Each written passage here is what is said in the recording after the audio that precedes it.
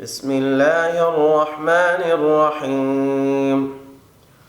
إذ قال الله يا عيسى إني متوفيك ورافعك إلي ومطهرك من الذين كفروا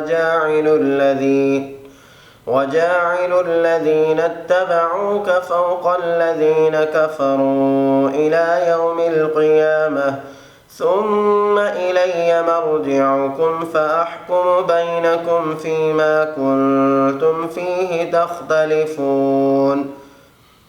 فأما الذين كفروا فأعذبهم عذابا شديدا في الدنيا والآخرة وما لهم من ناصرين. وأما الذين آمنوا وعملوا الصالحات فيوفيهم أجورهم والله لا يحب الظالمين. ذلك نتلوه عليك من الآيات والذكر الحكيم.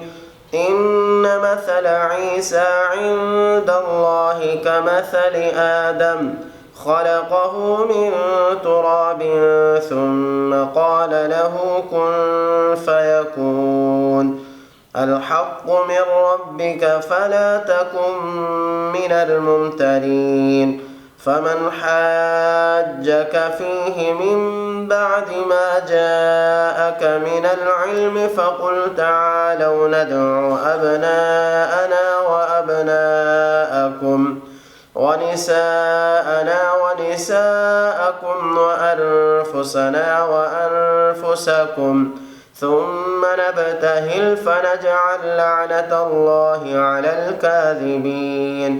إن هذا لهو القصص الحق وما من إله إلا الله وإن الله لهو العزيز الحكيم. فإن تولوا فإن الله عليم بالمفسدين.